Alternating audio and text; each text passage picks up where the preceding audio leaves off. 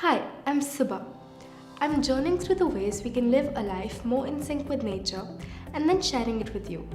Lately, I've been learning about the food system. We make about 200 decisions about food every day, and majority of these decisions are unconscious to us. In this video, I'm going to talk about something that is a staple for every Indian: chapati. I'll share with you 3 ways you can prepare a healthier, a more digestible version of chapati, and by switching to these kinds of chapatis, incorporated with other food and lifestyle changes, of course, I was able to cure my thyroid, PCOD, and hair fall without any medicine.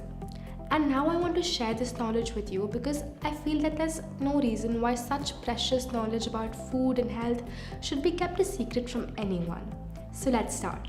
Number 1, use only whole wheat flour. Wheat is something we've been eating for thousands of years, but the chapatis that our ancestors ate were very different from what we eat today. In those days, flour used to be made by grinding wheat between 2 big stones, and this kind of flour was called whole wheat.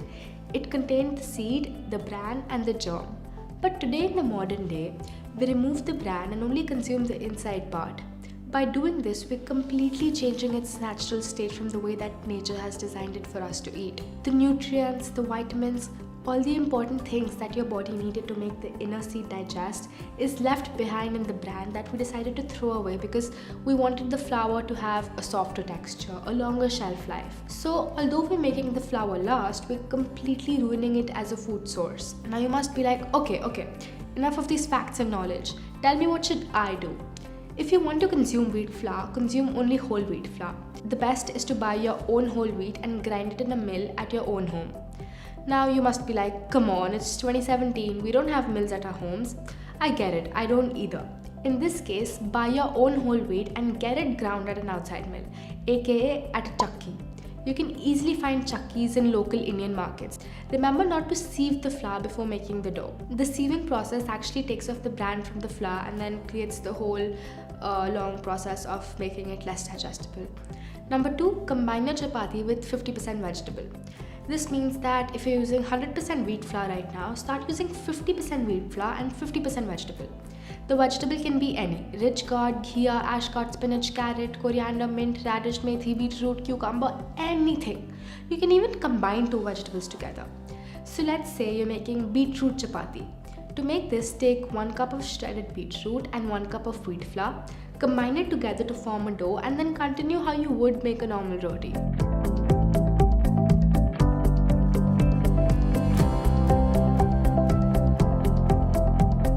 I have to admit, I can't make perfect shaped rotis because I just learned it from my mom. Then heat the tawa and cook the roti on a low flame.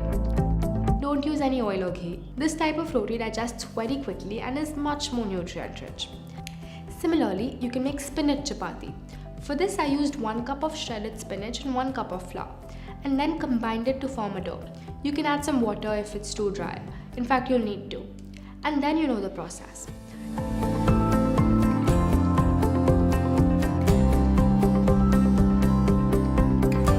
Also make cucumber chapati.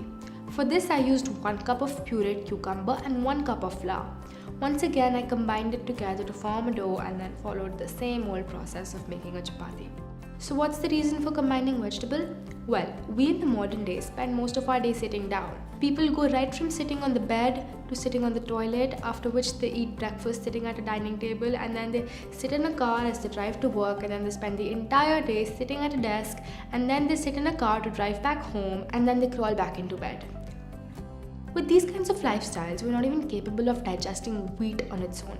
But when we combine it with vegetable, the roti becomes digestible. So many people have stomach-related disorders, ulcers, constipation. Why?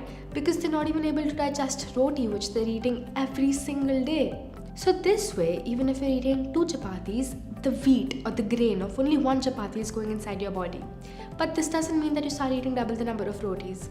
If you usually eat 1 chapati, eat 2 bowls of vegetable or sabzi. If you eat 2 chapatis, eat 4 bowls of vegetable or sabzi. The idea is to eat less grain and more vegetable. Number 3, ditch the metal and start using clayware, aka mitti ke bartan. The ingredients in your food matter a lot, but you know what's one thing that matters just as much? The utensils that you're using to cook that food. Our ancestors all used mitti ke bartan for cooking their food, and that's one reason they didn't suffer from all the diseases that we do today. Also, cooking on a clay tawa retains a lot of nutrients in the roti. Aluminium metal tawas are coated with toxic chemicals which eventually lead up to your stomach and lead to a lot of toxic accumulation over time. Okay, yes, I agree that cooking on a clay tawa requires more time, but it's hardly 2 extra minutes. And if those 2 extra minutes are giving you better health, in fact, if they're ensuring you better health, then what's the big deal?